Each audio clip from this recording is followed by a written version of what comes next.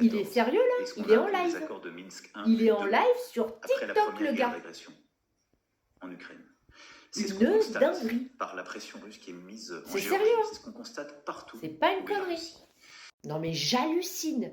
Le type est venu nous faire sa propagande de guerre sur TikTok. Il a pas compris, là il est pas du tout, mais alors pas du tout sur son terrain de jeu là. Incroyable. Alors il sort toutes les 2 minutes qu'il veut pas la guerre. Par contre, il nous sort toutes les 3 minutes que c'est notre devoir d'impressionner la Russie. Mais non, c'est une blague. Non mais il faut les soigner ces gens-là. Non mais c'est sérieux. Mais qu'est-ce qu'il raconte? Comment peut-il imaginer que la France est plus forte que la Russie? Mais je n'ai même pas le mot en fait. Alors ça y va, la propagande, les jeunes, il faut que les jeunes. Mais va toi, mais vas-y, mais fonce. Prends tous tes potes et foncez au front. Ta guerre, on n'en veut pas, je te le répète une nouvelle fois. On n'en veut pas de ta guerre, elle t'appartient. Qui veut la guerre, s'il vous plaît? Qui la veut dans les commentaires? Dites-moi, tous les gens qui vont tomber sur cette vidéo avec Macron en live, TikTok, en train de faire sa propagande, dites-moi si vous avez envie de faire la guerre pour lui. Au président Poutine. C'est pas toi, c'est pas ta marque de fabrique. C'est pas ton intérêt. Comment ensuite être crédible face à la Chine si tu es faible face à Poutine? La deuxième chose, je vais dire, si tu laisses l'Ukraine prise, la Russie, elle sera inarrêtable pour les Européens, pour tous. Mais elle sera non seulement encore plus forte, elle continue d'investir, mais elle va récupérer l'Ukraine et son armée, qui est une des plus grandes d'Europe, avec tous nos équipements, y compris les équipements américains. C'est une faute stratégique, énorme. Et puis toi qui veux que l'Iran n'acquiert pas la bombe nucléaire, tu ne peux pas être faible avec quelqu'un qui est en train de l'aider à l'acquérir.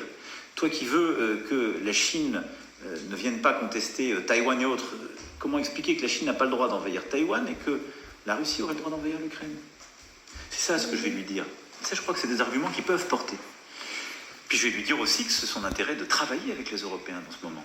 Parce que l'Europe a une capacité de croissance, un potentiel économique, de coopération avec les Américains. Donc voilà, l'incertitude vis-à-vis de Poutine est bonne, il faut l'exploiter. Il faut pousser notre plan de paix bâti en Européen et avec l'Ukraine.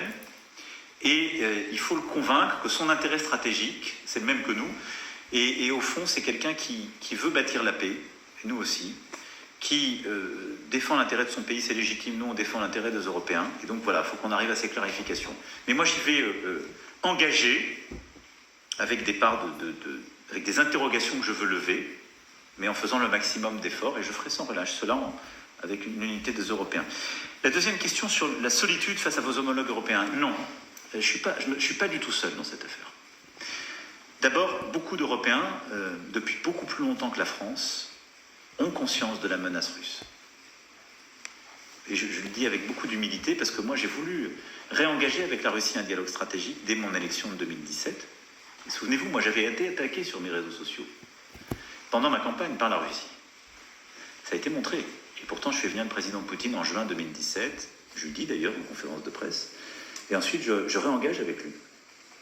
Et je pense qu'aujourd'hui, parmi les dirigeants occidentaux, je suis celui qui est passé le plus d'heures de discussion avec le président Poutine. Mais il a trahi cette confiance. Mais durant toute cette période, beaucoup de pays me reprochaient d'avoir ce dialogue. L'Allemagne était comme moi, la chancelière Merkel partageait cette vision. Mais la Pologne, les pays baltes, plusieurs pays d'Europe disaient non, c'est pas vrai, vous allez voir, il va vous trahir, on le connaît. Parce qu'ils avaient été dans une histoire récente, parfois envahis par la Russie. Donc il y a une conscience très forte chez les Européens d'une menace russe, vous ne vous trompez pas. Et parfois plus forte qu'en France. Surtout en Europe, sur ce front Est que je vous montrais tout à l'heure, et en Europe du Nord. La deuxième chose, c'est que, une fois qu'on a reconvergé, à partir de 2022, moi je me suis battu en disant il faut qu'on aille plus loin, il faut qu'on se renforce, ce pilier européen de l'OTAN, c'est ce qu'on appelait l'agenda de Versailles, l'autonomie stratégique, technologique, économique, militaire. Mais là, on avait un dilemme chez beaucoup de pays, et parfois les mêmes. Et c'est ça qu'il faut que vous compreniez, c'est ce qui est en train de changer. C'est que beaucoup de ces pays, en fait, ils n'avaient pas tellement confiance dans l'Europe pour les protéger. Pour une raison simple, c'est qu'entre 1945 et 1947, on les avait laissés tomber, le fameux rideau de fer. Et que nous, on a protégé l'Europe de l'Ouest, puis que le rideau de fer est tombé, et que l'Union soviétique les a pris. Et après 90, ils se sont tournés vers les États-Unis d'Amérique. Et donc pour beaucoup de ces pays d'Europe, la sécurité est égale États-Unis d'Amérique.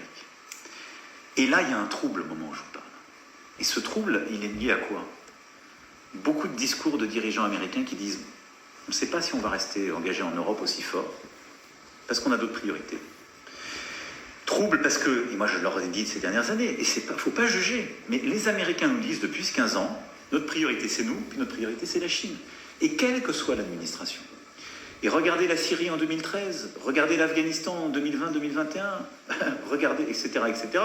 Quelle que soit l'administration ou la couleur, les Américains nous ont dit, votre sécurité ou celle de votre voisinage, c'est plus notre priorité. Il faut qu'on soit lucide.